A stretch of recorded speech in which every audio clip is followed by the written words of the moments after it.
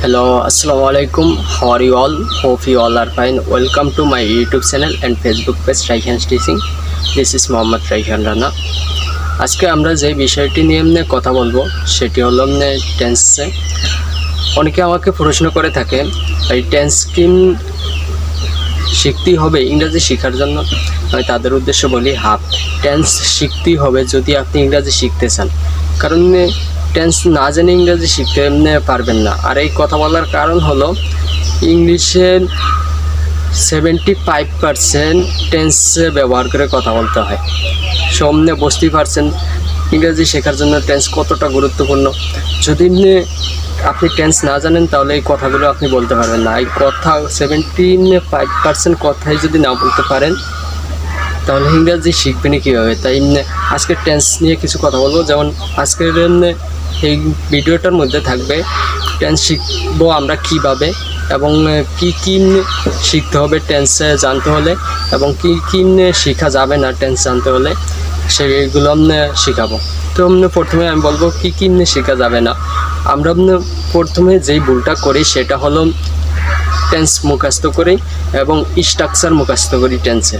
আসলে স্ট্রাকচার মুখস্থ করে আপনি কখনো টেন্স শিখতে পারবেন না। আসলে মুখস্থ বিদ্যাটাই আমার থেকে ভালো লাগে না, সেই জন্য আমি এটাকে বলবো মুখস্থ করেন না। আসলে এটা একটা খারাপ দিক। কিছুক্ষণ পর আপনি দেখবেন, কিছু দিন পর দেখবেন আপনি মুখস্থ বিদ্যাটা ভুলে যাবেন, কিন্তু যেটা আপনি মুখস্থ না করে শিখছেন সেটা দেখবেন অনেক দিন পর্যন্ত আপনার মাথায় রয়ে যাবে। For that I can say আপনি মুখস্থ না করে টেন্সে শিখতে পারবেন। তো কিভাবে শিখবেন সেগুলো আমি ভিডিওতে দিয়ে দিব। যারা আমার ইউটিউব চ্যানেলটা ফলো এবং সাবস্ক্রাইব করে দেবেন তারা আপনার ভিডিওগুলো পেয়ে যাবেন। Let's start today our class. তো এখন দেখব টেন্স জানার জন্য আমাদের কি কি করণীয়। টেন্স জানার আগে সর্বপ্রথম যে কাজটি আমাদের করতে হবে সাবজেক্টকে চিনতে হবে। সাবজেক্ট কি ভাই? আমি সংক্ষেপে বলে দিই, আমি আমার মতো করে বোঝাই, আশা করি আপনারা বুঝে যাবেন। সাবজেক্ট হলো কর্তা কোনো কিছু নিজে করে বা কর্তা কোনো কিছু করাকে সাবজেক্ট বলে। উদাহরণ দিই আরও ভালোভাবে বুঝে যাবেন। যেমন আমি বললাম আমি ফুটবল খেলি, আই প্লে ফুটবল। আচ্ছা, এখন ফুটবল খেলে কে ভাই? আমি, তার মানে কর্তাকে আমি। আচ্ছা, এখন বললাম তুমি ইংরেজি শিখছো, ইউ আর লার্নিং ইংলিশ। এখানে ইংরেজি শিখছে কে ভাই?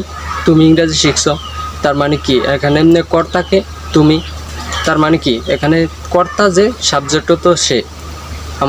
আমি আগে বলছিলাম তো এখানে সাবজেক্ট হলো কি আই। এখন তোমাদের ধারণা হতে পারে যেমন কর্তা যখন নিজে কোনো কাজ করে সেই যেহেতু সাবজেক্ট, পৃথিবীতে অনেক সাবজেক্ট আছে।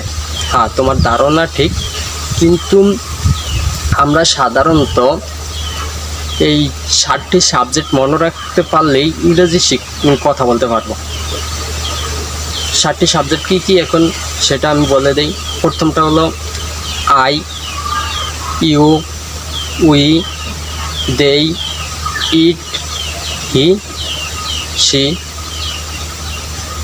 তারপর আছে রানা, রনি, যে কোনো নাম বলতে পারো।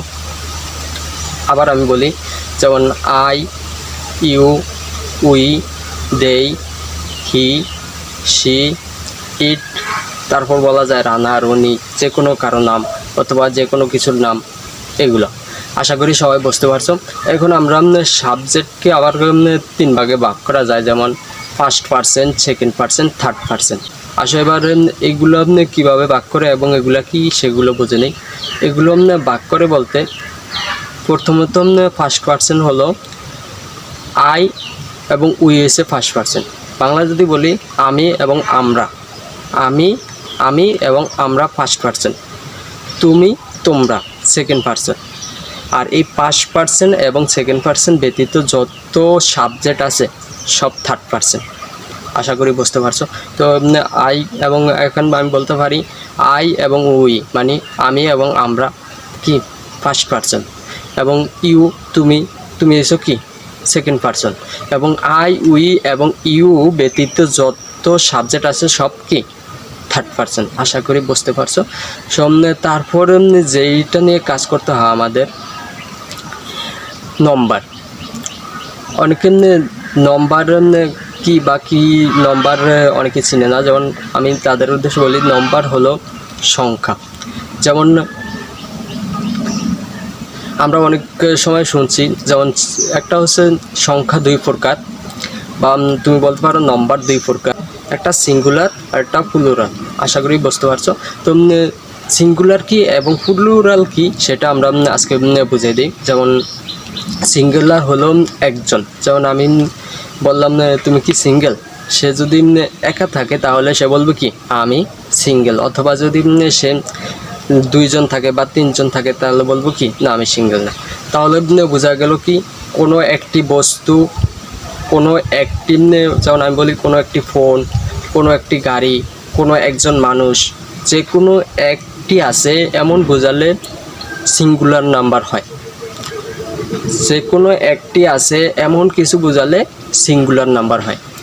আর একের অধিক কোনো বস্তু আছে, একের অধিক কোনো কিছু বোঝালে তাকে প্লুরাল বলে। যেমন 2টি ফোন, অনেক বাড়ি, অনেক গাড়ি, অনেক মানুষ, এভাবে যদি একের অধিক কোনো কিছু বোঝায় তাহলে সেটা প্লুরাল হবে। আশা করি এটাও বুঝতে পারছো। তারপরে যেই টেন্স শেখার জন্য যেটি অত্যন্ত গুরুত্বপূর্ণ সেটা হলো কি ভাই, অনেকেই বলতে পারো সেটা হলো কি ভার্ব। আসলে ভার্ব না জানলে আপনি টেন্স কখনোই শিখতে পারবেন না। For that verb is most important for learning tense, I can say. Verb কি ভাই? ভার্ব তো আমরা জানি যাওয়া, খাওয়া, করা, ক্রিয়া। ভার্ব মানে কি? ভার্বের বাংলা অর্থ হচ্ছে ক্রিয়া। ক্রিয়া মানে কি? যে কোনো কাজ করাকে ক্রিয়া বলে। তাহলে ভার্ব কি? ক্রিয়া। এখন এই যে ক্রিয়া আছে, এই ক্রিয়াকে ইংরেজিতে 3টি ভাগে ভাগ করছে। এই 3টি ভার্বের এই 3টি ফর্ম কি কি? ভার্বের প্রেজেন্ট ফর্ম, তারপর ফার্স্ট ফর্ম, তারপর ফার্স্ট পার্টিসিপল ফর্ম। এখন প্রেজেন্ট ফর্ম কি? প্রেজেন্ট ফর্ম হলো গো। যেমন সিম্পল যে ভার্বগুলো আছে তাকে প্রেজেন্ট ফর্ম বলে, যেমন গো, ইট, লার্ন, প্লে, ডু, এগুলো কি প্রেজেন্ট ফর্ম। এগুলার পরবর্তী যে ভার্বটা আছে সেটা হলো কি ফার্স্ট ফর্ম। মানে কি ফার্স্ট বলতে অতীত বোঝায়। আসলে এটার সেকেন্ড ভার্ব টুও বলা হয়। ফার্স্ট ফর্মকে আমরা ভার্ব টু বলতে পারি। যেমন ভার্ব টু সেটা হলো কি গোয়ের ভার্ব টু হলো কি ওয়ান্ট। তারপর ডুয়ের ভার্ব টু ডিড। তারপর প্লের ভার্ব টু হলো প্লেট। আশা করি বুঝতে পারছো। তারপর ফার্স্ট পার্টিসিপল ফর্ম যেটাকে আমরা ভার্ব থ্রিও বলতে পারি, সেটা হলো কি যেমন গোয়ের ভার্ব থ্রি হলো গন, ডুয়ের ভার্ব থ্রি হলো ডান, তারপর প্লের ভার্ব থ্রি হলো প্লেট, তারপর বলতে পারো লার্নের ভার্ব থ্রি হলো লার্নড, তারপর বলা যায় হেল্পের ভার্ব থ্রি হলো হেল্পড। আশা করি বুঝতে পারছো। এবার একসাথে যদি আমি বলি, যেমন go, went, gone, do, did, done, play, played, helped. আশা করি সবাই বুঝতে পারছো। এইভাবে এই যে যতগুলো ভার্বের ফর্ম আছে এগুলো যতগুলো পারো তোমরা শিখে নিও, এটাই তোমাদেরও উপকার হবে। আর এগুলা ছাড়া কিন্তু ইংরেজি টেন্স শেখা যায় না। তারপরে পরবর্তীতে যেই কথাটা আসে সেটা হলো টেন্স শিখবো কিভাবে। এটা নিয়ে আমাদের চ্যানেলে সম্পূর্ণ একটি করে টেন্স দেওয়া হবে। আশা করি সবাই ভিডিওগুলো দেখবে এবং আমার ইউটিউব চ্যানেলটা সাবস্ক্রাইব করে দিবে, এবং যাদের ভিডিওটা ভালো লাগে এবং যারা মনে করো যে কিছু না কিছু শিখছি তারা আমার ভিডিওটা একটা লাইক করে দিবে। সবাই ভালো থাকবে। আল্লাহ হাফেজ। বাই। পরবর্তী ভিডিওতে দেখা হবে ইনশাআল্লাহ।